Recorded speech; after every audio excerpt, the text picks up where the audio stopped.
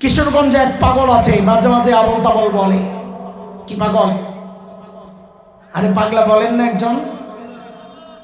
হ্যাঁ, আহা, ফজু পাগলা নাম বলার দরকার কি? আমি তো ফজু পাগলা নাম বলি নাই।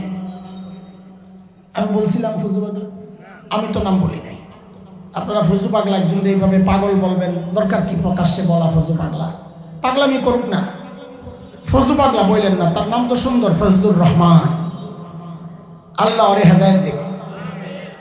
ও কি বলছে জানেন কদিন আগে? যে এই যে আবুল সরকারকে নিয়ে প্রতিবাদ হলো, কারণটা কি? ও বলে কি জানেন? আবুল সরকারের বক্তব্য বুঝার মতো জ্ঞান এই মোল্লাদের নাই। তার মানে বুঝছে, আমাদের যে দাবিটা কেউ কেউ মনে করে বাউলরা শুধু মুসলমান না, আধ্যাত্মিক মুসলমান হাই লেভেলের, এই দাবির সপক্ষে প্রমাণ পাইছেন। ওরা শুধু আপনাদের চেয়ে সেরা মুসলমান মনে করে না, ওই ফজলুরা ওলামাদের চেয়েও সেরা মুসলমান মনে করে এই আবুলদেরকে। অথচ তার যে বক্তব্য কুফরি বক্তব্য, সে আমার আল্লাহকে নিয়ে যে কটূক্তি করেছে, ঈমান কেমনে থাকে? যেই সূরাতুন নাস দিয়ে আমরা আমাদের নিজেদের নিরাপত্তা নিশ্চিত করি, সেই সূরাতুন নাসকে নিয়ে যে জঘন্য কথাগুলো বলেছে, সে মুসলমান কি করে থাকে? অথচ সমাজ জানে না সে ইসলাম থেকে বের হয়ে গেছে। দেখেন, এই কথাই শেষ না। যখন আবুল সরকারের এই বক্তব্যগুলো নিয়ে তাওহীদি জনতা প্রতিবাদে ফসে উঠল, তখন সরকার আমাদেরকে বুঝ দেওয়ার জন্য আবুল সরকারকে গ্রেফতার করল। এর প্রতিবাদে আবার বাউলরা মাঠে নেমেছে। এর প্রতিবাদে আবার তাওহীদি জনতা যখন মাঠে নেমেছে, তখন কিছু উত্তম মাধ্যম দিয়ে ওদেরকে নিয়ে পানিতে ফেলাইছিল। দেখছেন না দৃশ্য? আল্লাহ! আচ্ছা, তখন আমরা দেখেছি এদেশের কিছু সুশীল টেলিভিশন টকশোতে অথবা বিভিন্ন ইউটিউবে বিভিন্ন কন্টেন্ট তৈরি করেছে। কি বলে? যে বাউলদের বিরুদ্ধে এই যে মব সন্ত্রাস, মব জাস্টিস, এটা ঠিক না। এটা দেশের মধ্যে আলাদা রাষ্ট্রের একটা ইঙ্গিত নাকি তারা পাচ্ছে, তালেবানি রাষ্ট্রের নাকি ইঙ্গিত পাচ্ছে। কিছু হইলেই তালেবানের গন্ধ পাও তোমরা, গন্ধ শোকা লাগবে না। যদি তালেবানি শাসন বলতে বুঝাও কোরআনী শাসন, তো শুনে রাখো, এই কথা বলতে আমাদের কোনো দ্বিধা নাই। পূর্বে সূর্যের আভা কিছুটা আমরা দেখতে পাচ্ছি, খেলাফতের সূর্য। ইনশাআল্লাহ খুব শিগগির বাংলাদেশে কালিমার পতাকা প্রত্যেকটা রাষ্ট্রীয় ভবনে পথ করবে ইনশাআল্লাহ, পথ করবে ইনশাআল্লাহ।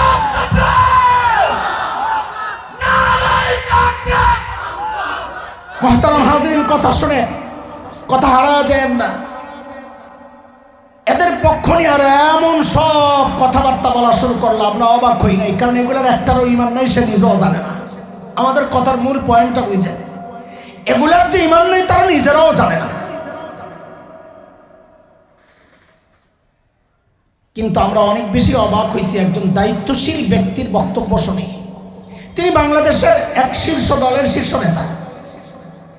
তার খুব নাকি লাগছে এই কাজগুলো নাকি দেশের অস্তিত্বের জন্য হুমকি, এটা নাকি দেশের মানুষের চেতনায় আঘাত করা। আমাদের স্পষ্ট পয়গাম তাদের জন্য, আপনারা ভোটের জন্য, ক্ষমতার জন্য ঈমান বিক্রি করতে পারেন, কিন্তু এদেশের মুসলমান ঈমানের জন্য নিজের জীবন দিতে পারে। পারবেন না? পারবেন না ইনশাআল্লাহ? ঈমানের জন্য জীবন দিতে পারবেন না ইনশাআল্লাহ? হ্যাঁ, এটাই বাস্তব কথা। আমরা স্পষ্ট করে এই সমস্ত ভণ্ড রাজনীতিবিদদেরকে আমাদের কথা জানাইয়া দিতে চাই। এই সমস্ত নোংরা ইস্যুতে আপনাদের চেতনায় আঘাত লাগতে পারে, কিন্তু আপনারাও শুনে রাখেন, যেই চেতনা আমার স্বাধীনতা সার্বভৌমত্বের বিরুদ্ধে দাঁড়ায়, যেই চেতনা আমার ইমানি চেতনার বিরুদ্ধে দাঁড়ায়, আমার আকীদা বিশ্বাস, আমার দ্বীনি কালচারের বিরুদ্ধে দাঁড়ায়, ওটা আপনাদের চেতনা হইতে পারে। ইমানদাররা ওই চেতনায় থুতু মারে আর লাথি মারে। মুহতারাম হাজরিন, আমাদের কিছু কষ্টের কথা একটু শুনেন আপনারা। ভাই, ঈমান বড় দামি জিনিস। আপনি ঈমান হারা হচ্ছেন, আপনার নিজেরও খবর নাই, আপনার পরিবারেরও খবর নাই, সমাজেরও খবর নাই। এটা অ্যাভেলেবেল দেখছি আমি। কেন? এখন আরো ভয়ঙ্কর পরিস্থিতি দাঁড়াইছে। কি সেই পরিস্থিতি? আগে তো নাস্তিকতার চর্চা হয়েছে ব্যক্তি পর্যায়ে বা দলগতভাবে, কিন্তু আমাদের গুনার শাস্তি আমাদের কাঁধে এখন এমন এক সরকার চেপে বসে আছে, যাদের পৃষ্ঠপোষকতায় এখন নাস্তিকতার চর্চা হচ্ছে, রাষ্ট্রীয় পৃষ্ঠপোষকতায়। আপনি বলবেন এটা কিভাবে বলেন আপনারা, তো শুনেন আপনারা। ট্রান্সজেন্ডার এটা শুধু ইমান বিধ্বংসী কোনো কালচার না, এটা সমাজ বিধ্বংসী কালচার, বলেন না? এটা যদি কেউ স্বীকৃতি দেয় তার ইমান থাকবে, অথচ রাষ্ট্রীয়ভাবে স্বীকৃতি প্রকাশ্যে দেয় নাই, গোপনে কাম সারতে চাইছিল, ধরা পড়ে গেছে। কোথায়? এই কোথায় বোঝানোর জন্য আমি আরেকটু পেছন থেকে আপনাদেরকে আনতে চাই। বাংলাদেশে 65,500 প্লাস প্রাইমারি স্কুল আছে। কত? 65,500 প্লাস প্রাইমারি স্কুল। এই আমরা তো চার দেয়ালের ভিতরে থাকি, বাহিরের খবর টবর বেশি জানি না, অনেকে করে খোঁচা দেয়। তা আপনারা যারা প্রাইমারি স্কুলে পড়ছেন আপনারা জবাব দেন, প্রাইমারি স্কুলে কি ইংরেজি বই আছে? শিক্ষক আছে? জানেন তো না, না জানেন এখন? অঙ্ক বই আছে, শিক্ষক আছে। বিজ্ঞান আছে, শিক্ষক আছে। বাংলা বই আছে, বাংলা বই পড়াই তো তার শিক্ষক লাগে না, আছে। ভাই আপনারাও কথাবার্তা বলেন, এই পাশে বসছেন যারা, আছে বাংলা বইয়েরও শিক্ষক আছে। ভাবল না 92% মুসলমানের দেশে বসবাস করেন, ভাবল, অথচ আপনার এই দেশে এই প্রাইমারি স্কুলে একটা বই আছে ইসলাম শিক্ষা, বই তো আছে কিন্তু ধর্মীয় শিক্ষক নাই। জানেন না? জানেন না? পড়ায় কে? আজকে আব্দুল্লাহ সাহেব, কালকা জ্যোতিষ বসু, হ্যাঁ শুভজিৎ রায়। আমার সন্তানের দিন পড়ায়, দিন শিক্ষা দেয় একজন হিন্দু, আপনাদের লজ্জা থাকা দরকার। ঠিক আর কইেন না, আপনার উপরে আস্তে আস্তে ভরসা উঠে যাইতেছে। এই বিষয়গুলো আপনাদের প্রতিবাদী হওয়ার কথা, অথবা অথচ প্রতিবাদ করে ওলামারা। আপনারা প্রতিবাদ তো করেন না, বরং কোনো পোড়া কপাল এই প্রতিবাদী আলেমদের বিরুদ্ধাচরণ করেন। ভাই, বহুদিন থেকে দেশের ইসলামপ্রিয় মানুষ একটা দাবি জানিয়ে আসছিল যে আমরা এই প্রাইমারি স্কুলগুলোতে ধর্মীয় শিক্ষক চাই। অতীতের সমস্ত সরকার আমাদেরকে বৃদ্ধাঙ্গুলি দেখিয়েছে, কিন্তু ইউনূস সরকার শুধু বৃদ্ধাঙ্গুলি দেখায় ক্ষান্ত হয় নাই, তারা আমাদের কপালে জুতা পেটা করার জন্য প্রস্তুতি নিচ্ছিল। কেন? প্রজ্ঞাপন জারি করেছিল যে এই 65,500 প্লাস স্কুলে ধর্মীয় শিক্ষক নয়, একজন করে গান আর ডান্সের শিক্ষক নিয়োগ দেওয়া হবে। এদেশের তাওহীদের জনতা যখন ফুঁসে উঠল প্রতিবাদে, তখন তারা এটাকে স্থগিত করলো সিদ্ধান্তে। কিন্তু চোর চুরি করে যাওয়ার সময় অনেক সময় আলামত রেখা যায় না, পায়জামাটা খুললে পড়ে গেছে, লুঙ্গি ফালাইয়া দৌড় দিছে, পরে লুঙ্গি বাইর করে দেখা যায় আর তো পাশের ঘরের কাইসার লুঙ্গি, এরকম ধরা পড়ে না? এই ইউনূস গভর্নমেন্টও এই যে সিদ্ধান্তটা স্থগিত করার পর চলে যে গেছে, পেছনে গেছে যে যাওয়ার সময় ওইরকম একটা লুঙ্গি রেখাইছে, ধরা পড়ে গেছে। কি সেটা জানেন?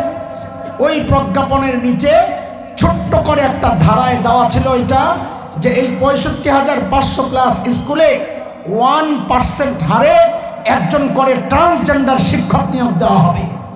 তার মানে বুঝেছেন? ট্রান্সজেন্ডারকে রাষ্ট্রীয়ভাবে ওরা স্বীকৃতি দিয়ে দিল।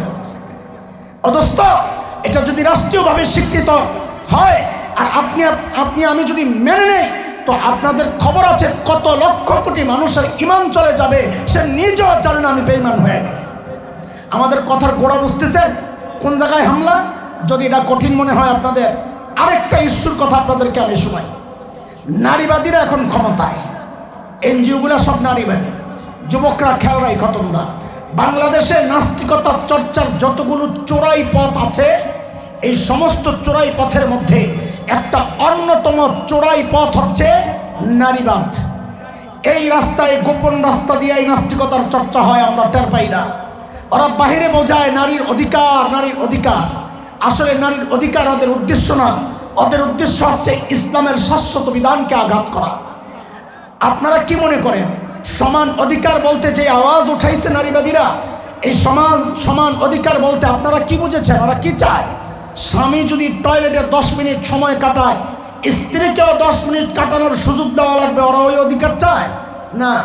কোরআনের এক শাশ্বত বিধান, সূরা নিসার 11 নম্বর আয়াত 4 নম্বর পারা, লিজ্জাকারি মিসলু হাজ্জিল উনসায়াইন, ছেলে যা পাবে মেয়ে পাবে তার অর্ধেক।